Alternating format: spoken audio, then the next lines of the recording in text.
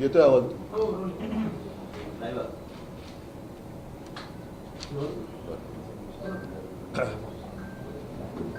परवा मी माझ्यासोबत संजय राऊत, अंबादास आणि सगळे तिथे खैरे साहेब होते, सगळेच होते.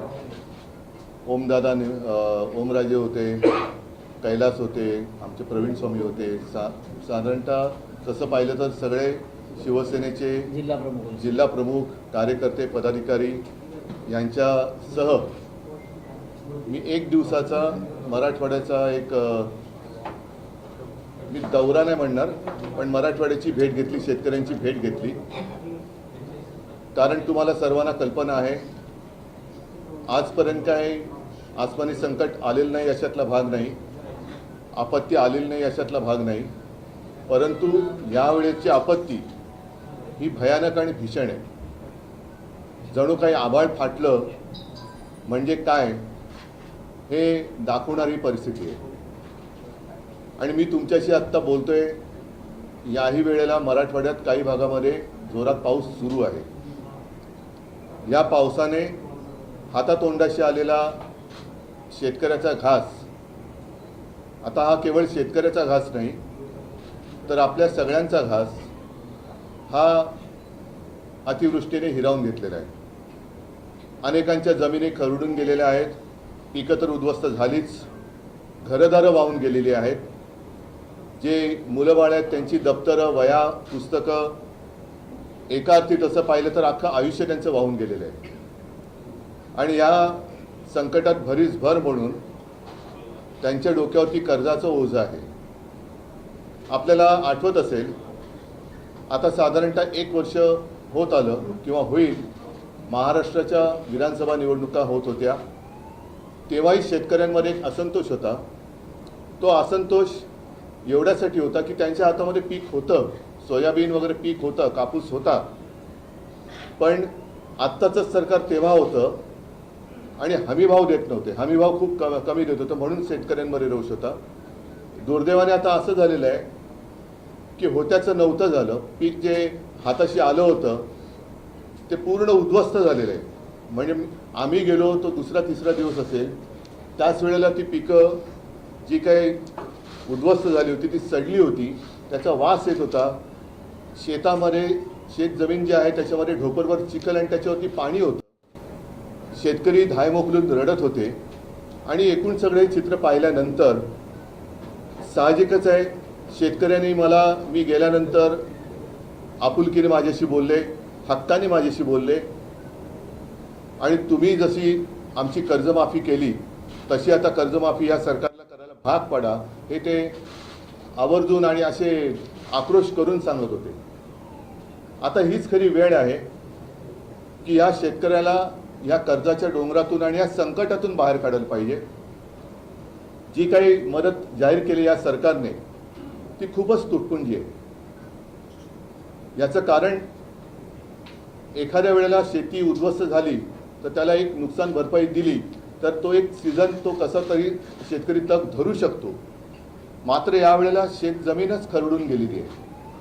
आजूबाजूनी वाहणाऱ्या नद्यांचं पाणी हे त्या शेतामध्ये घुसलं आणि अख्खं म्हणजे जमीन खरडून ज्याला गेली म्हणतात, तो शब्द तिथे गेल्यानंतर कळतं नेमकं काय आहे.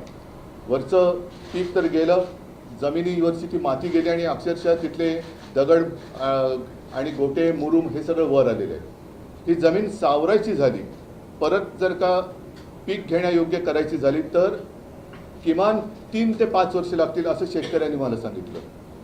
आता ही जर का वस्तुस्थिती आहे तर शेतकऱ्याला आत्ता जी काही या सरकारने मदत जाहीर केलेली आहे ही मदत जर का पाहिली तर जेमतेम हेक्टरी अंबादास किती होते, 7-8 हजार अशी काहीतरी होत असेल किंवा हे होत असेल. पण आत्ता ती जमीन साफ करायला साधारणतः 6-7 हजार रुपये एकराला खर्च येणार आहे. आता साफसूफ करायला मी साफसूफ करायला म्हणतोय. त्याच्यानंतर मग त्याची माती टाकायची आणि ती कसण्यायोग्य करायची, याला खूप मेहनत लागणार, पैसे लागणार. आणि त्याच्यानंतर तो शेतकरी पुन्हा एकदा पीक काढायला लागेल. पण 2-3 वर्षेही याच्यात जात असल्यानंतर आत्ता जे शेतकऱ्याच्या डोक्यावरती कर्ज आहे तो शेतकरी कर्ज फेडणार कसा? ज्या विद्यार्थ्यांची, ज्या मुलाबाळांची पुस्तकं, वह्या वाहून गेलेली आहेत, म्हणजे शेतकऱ्यांनी, कोणत्याही शेतकऱ्यांनी स्वतःच्या मुलाला शाळेत सोडायला इलेक्ट्रॉनिक व्हेकल घेतला असं माझ्या वाचनात आलेलं नाही. तो इलेक्ट्रॉनिक व्हेकल तर सोडा, त्यांच्या मुलाची जी काही वह्या पुस्तकं वाहून गेलेली आहेत ती पुस्तकंसुद्धा कशी घ्यायची या चिंतेमध्ये आहे. आणि मग रोज कुठे ना कुठेतरी आत्महत्यांच्या बातम्या येत आहेत. मी जेव्हा फिरत होतो तेव्हा एका घरात गेलो आणि ते खरंच तिथलं वातावरण बघून मन सुन्न झालं. ती बातमी आपणही वाचली असाल, आपल्याच माध्यमातून आम्ही सुद्धा ती बातमी पाहिली, वाचली.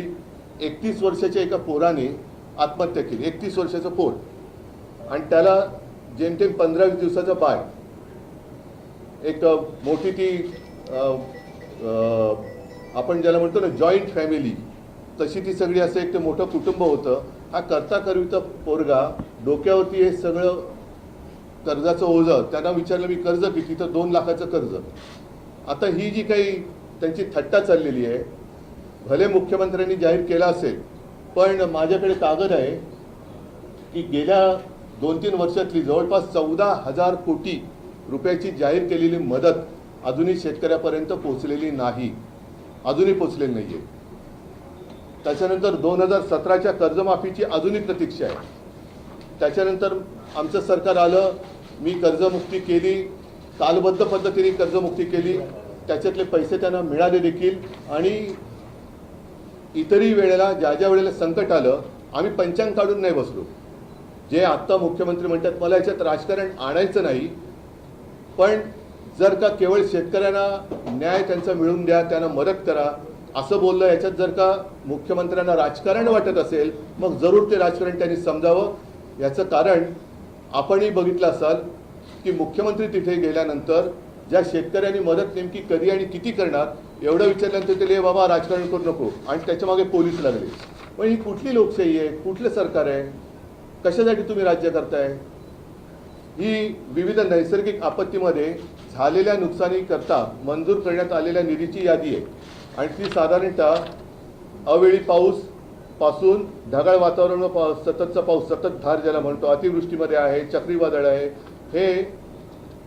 हे साधारणतः मार्च 23 पासून गेल्या काही वर्षातली आहे. ती 14,000 कोटी, 13,000 काय 800 काहीतरी कोटी, म्हणजे साधारणतः 14,000 कोटीची जाहीर झालेली रक्कम अजून त्याच्या हातात मिळालेली नाही आहे. आणि म्हणून आमची मागणी अशी आहे की या शेतकऱ्याला सरसकट कर्ज मुक्त केलं पाहिजे. आणि त्याचबरोबरीने ज्याप्रमाणे पंजाबमध्ये मी ऐकलं की तिथे हेक्टरी 50,000 रुपये हे शेतकऱ्याला त्यांनी कालबद्ध कार्यक्रम ठरवून जाहीर केलेले आहेत, याला म्हणतात सरकार. तसंच महाराष्ट्रामध्ये सुद्धा एक आहे ना, पंजाबमध्ये 1600 आणि हिमाचलला 1500 कोटीची मदत पंतप्रधानांनी केली, अजूनही आपल्याकडे केलेली नाही आहे. पण पंजाबच्या मुख्यमंत्र्यांनी जसं हेक्टरी 50,000 रुपये जाहीर केलेले आहेत, तसंच महाराष्ट्रातल्या सुद्धा